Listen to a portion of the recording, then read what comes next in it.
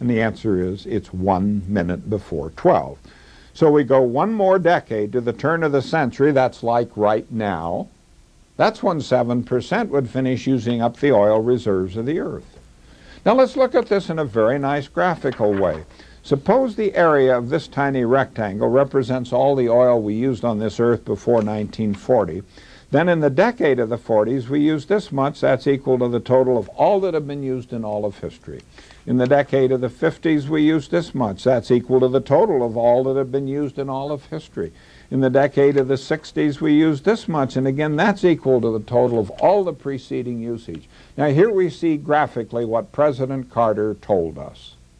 Now, if that 7% had continued through the 70s, 80s, and 90s, there's what we need. But that's all the oil there is.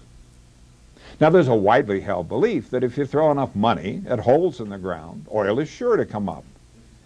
Well, there will be discoveries in new oil. There may be major discoveries, but look, we have to discover this much new oil if we would have that 7% growth continue 10 more years. Well, ask yourself, what do you think is the chance that oil discovered after the close of our class today will be in an amount equal to the total of all that we've known about in all of history? And then realize if all that new oil could be found, that would be sufficient to let the historic 7% growth continue 10 more years. Well, it's interesting to read what the experts say. Here's an interview in Time magazine with one of the most widely quoted oil experts in all of Texas. They ask him, but haven't many of our bigger fields been drilled nearly dry? He responds saying there's still as much oil to be found in the U.S. as has ever been produced. Now let's assume he's right. What time is it? And the answer is it's 1 minute before 12. I've read several things this guy's written. I don't think he has any understanding of this very simple arithmetic. Well, in the crisis back in the 70s, ads such as this appeared. This is from the American Electric Power Company. It was a bit reassuring, sort of saying, now don't worry too much, because we're sitting on half of the world's known supply of coal, enough for over 500 years. Now, where did that 500-year figure come from? Well, it may have had its origin in this report to the Committee on Interior and Insular Affairs of the United States Senate, because in that report we find this sentence. At current levels of output and recovery, these American coal reserves can be expected to last more than 500 years. There is one of the most dangerous statements in the literature. It's dangerous because it's true. But it isn't the truth that makes it dangerous. The danger lies in the fact that people take the sentence apart. They just say coal will last 500 years. They forget the caveat with which the sentence started. And what were those opening words? At current levels. Now, what does that mean? It means if and only if we maintain zero growth of coal production in this country. So let's look at a few numbers. We go to the annual energy review published by the U.S. Department of Energy. They give this figure as the coal demonstrated reserve base, and it carries a footnote that says about half the demonstrated reserve base is estimated to be recoverable. You cannot recover and use 100% of the coal that's in the ground. So this number is half of this number, and we'll come back to those in just a moment. Now, the report also tells us that in the year 1971, we were mining coal in this country at this rate. 20 years later, 1991, we were mining at this rate. Put those numbers together, and the average growth rate of coal production in those 20 years was 2.86% per year. And so we have to ask, well, how long could a resource last if you had steady growth in the rate of consumption till the last bit of it was used? Well, I'll just show you that equation. For the expiration time, I'll tell you it takes first-year college calculus to derive that equation, so it can't be very difficult. You know, I have the feeling there must be dozens of people in this country who have had first-year college calculus. But let me suggest I think that equation's probably the best-kept scientific secret of the century. Now, let me show you why. If you use that equation to calculate the life expectancy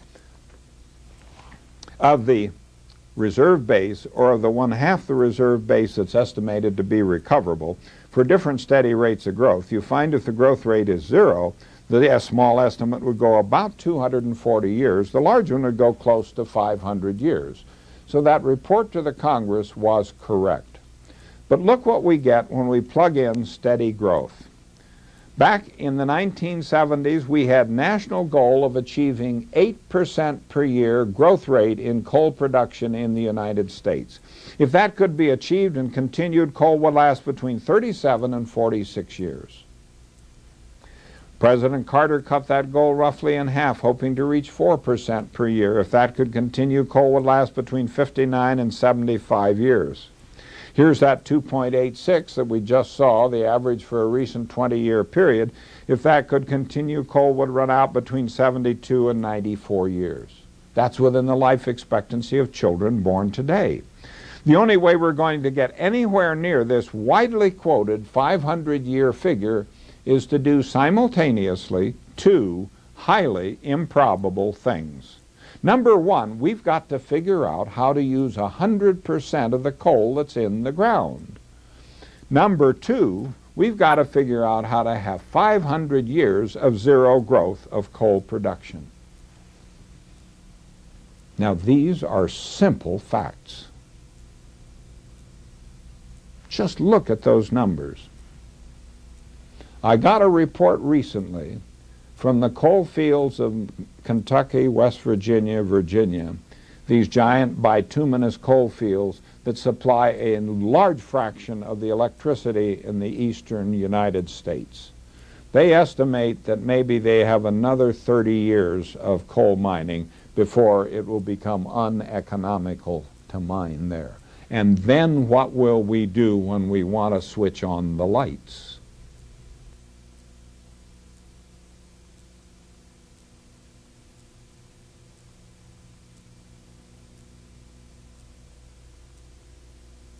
Let's now go back and note that in the 1970s there was great national concern about energy, but this concern disappeared in the 80s. Now, the concerns about energy in the 70s prompted experts, journalists, and scientists to assure the American people that there was no reason to be concerned. So let's go back now and look at some of those assurances from the 70s so we can see what to expect as the energy crisis returns.